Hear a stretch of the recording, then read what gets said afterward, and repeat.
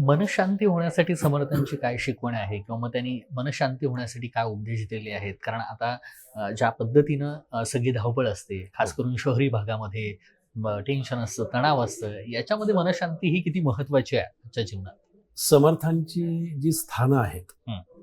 ती मुळातच मनःशांतीसाठी त्यांनी केलेली, मला असं वाटतं की ती मुख्य केंद्र आहे. बरोबर. आता शिवथरगड घ्या, हं. गड किल्ले घ्या, आणि समर्थांची मठ मंदिरे कुठे अशी शहरात गजबजलेल्या ठिकाणी फारशी हं. पाहायला मिळत नाही. तर शांत समर्थांचं ठिकाणी. वर्णन असं केलंय त्यांचं स्वतःचं की दास डोंगरी राहतो, यात्रा देवाची पाहतो.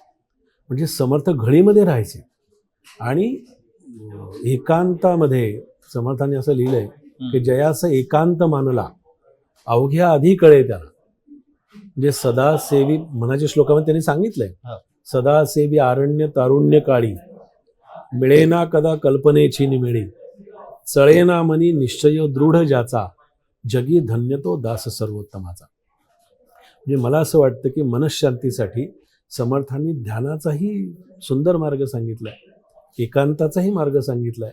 आणि जेव्हा तुम्ही समर्थांच्या घळीमध्ये, मठामध्ये, अशा रम्य ठिकाणी जाता, त्यावेळेला समर्थांचा एकांत बघितल्यानंतर आपल्याला असं वाटतं की आपण गजबजाटातून आत गेलो की आपल्याला फक्त देहाची विश्रांती मिळते. पण मला मुद्दाम या मुलाखतीतून सांगावं असं वाटतं की आपण केवळ देहाच्या विश्रांतीसाठी जाऊ नये, तर आपण मनाच्या विश्रांतीसाठी जावं, आपल्या स्वतःच्या विश्रांतीसाठी जावं. की पहा की मन आज खूप विस्कळीत झालेलं आहे.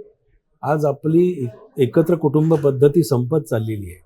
समाजामध्ये आज द्वेष, मत्सर, घराघरामध्ये कटुता आपल्याला सगळीकडे पाहायला मिळते. तर ते समर्थांनी ध्यानाच्या माध्यमातून, योगाच्या माध्यमातून, आणि सर्वात महत्त्वाचा मार्ग त्यांनी सांगितला, आणि तो म्हणजे नामस्मरणाचा. नामसाधना ही आपल्याला शांतता देते, एकांत देते. मन स्थिर करण्यासाठी, चित्त शुद्ध करण्यासाठी समर्थांनी नामसाधना आपल्याला करायला सांगितली.